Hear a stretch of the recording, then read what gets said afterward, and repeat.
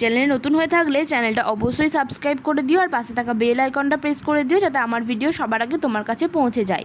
আজকে চলে এসেছি আমি ডিমের কোরমা রেসিপি নিয়ে। রোজ রোজ একই রকম ডিমের তরকারি খেতে আর ভালো না লাগলে আজকের রেসিপিটা তোমার জন্য। তো চলো দেখে নেওয়া যাক। এর জন্য প্রথমে আমি একটা কড়াইয়ে বেশ কিছুটা জল দিয়ে জলটা খুব ভালোভাবে গরম করে তাতে দিয়ে দিচ্ছি ডিম। এই ডিমটাকে খুব ভালোভাবে সেদ্ধ করে নিতে হবে।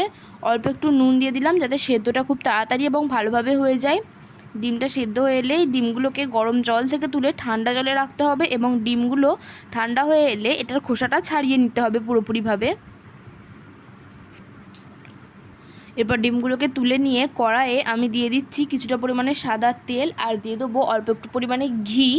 এখানে তোমরা চাইলে পুরো রান্নাটা ঘিয়ে বা তেলেও করতে পারো।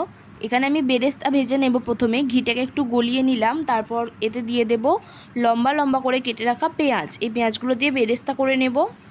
আর বেরেস্তা তৈরি করতে পেঁয়াজগুলো ভাজতে একটু বেশি সময় লাগে, তা একটু বেশি সময় ধরে এটা করতে হবে। আর পেঁয়াজগুলোকে একদম লাল লাল করে ভেজে নিতে হবে। এই যে দেখো লাল লাল করে ভাজা হয়ে গেছে মোটামুটি। এরপর এগুলোকে তুলে নেব। এই তৈরি হয়ে গেল আমাদের বেরেস্তা।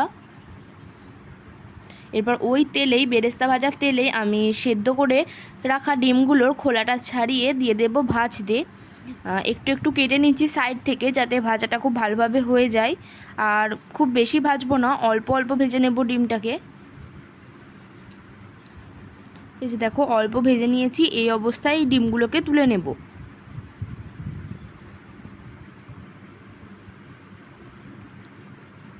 এরপর তৈরি করে নেব একটা পেস্ট, যেটা এই রান্নার জন্য অবশ্য দরকার। তার জন্য দিয়ে দিচ্ছি কয়েক টুকরো পেঁয়াজ, দিয়ে দিলাম কয়েক টুকরো রসুন, আর দিয়ে দেবো 4 টুকরো মতো আদা, আর দিয়ে দেবো কয়েকটা কাজু বাদাম। অল্প একটু জল দিয়ে এটাকে পেস্ট করে নেব।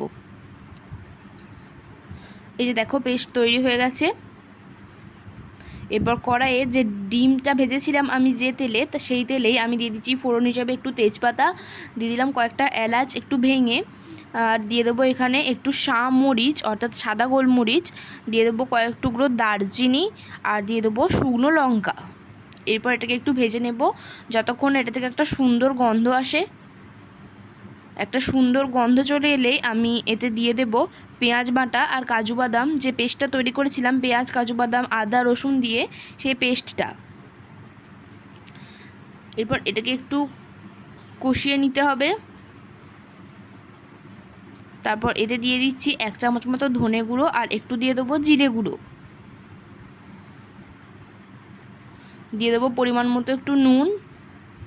এবার সমস্ত উপকরণগুলোকে আরেকবার ভালোভাবে নাড়িয়ে চাড়িয়ে নেব।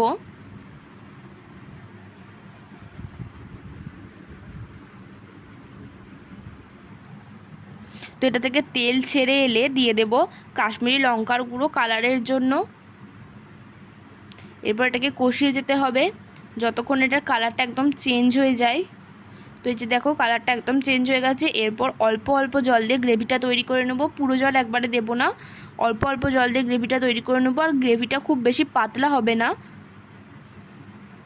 তো অল্পই জল দিয়েছি আমি এখানে, খুব বেশি জল দিইনি। এরপর এই গ্রেভিটাতে আমি দিয়ে দেবো আগে থেকে সেদ্ধ এবং ভেজে রাখা ডিমগুলো। এরপর ওপর থেকে ছড়িয়ে দিচ্ছি আগে থেকে ফেটিয়ে রাখা টক দই। এটা রুম টেম্পারেচারের টক দই। তোমরা এখানে চাইলে টক দইয়ের বদলে দুধও ইউজ করতে পারো, কোনো অসুবিধা নেই। আর এই সময় গ্যাসের ফ্লেমটা অবশ্যই লো রাখতে হবে। এরপর দইটা দিয়ে খুব ভালোভাবে একটু নাড়িয়ে নিচ্ছি। দই দিয়ে খুব বেশিক্ষণ গ্যাসে রাখবো না, দই দিয়ে বেশিক্ষণ গ্যাসে রাখলে দইটা কেটে যেতে পারে। তাই পরের কাজগুলো 5 মিনিটের মধ্যেই সেরে নিতে হবে। তার জন্য দিয়ে দিলাম এখানে একটু চিনি। এরপর চিনিটার সাহায্যে চিনিটা দিয়ে খুব ভালোভাবে মিশিয়ে নিলাম। তারপর ওপর থেকে ছড়িয়ে দিলাম বেরেস্তা, যে বেরেস্তাটা তৈরি করেছিলাম।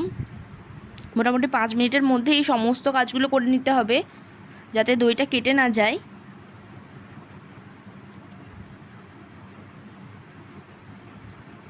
তো একটু ফুটলেই ওপর থেকে দিয়ে দিলাম চেরা কাঁচা লঙ্কা, আর দিয়ে দেবো 1 চামচ মতো গোলাপ জল। এখানে গোলাপ জলটা একদম অপশনাল, তোমরা চাইলে এটা স্কিপ করে যেতে পারো, কোনো অসুবিধা নেই। তো এই যে তৈরি হয়ে গেল ডিমের কোরমা। অবশ্যই বাড়িতে একবার ট্রাই করে দেখো, খুবই ভালো লাগবে আশা করছি। ভিডিওটা ভালো লাগলে একটা লাইক করে দিও।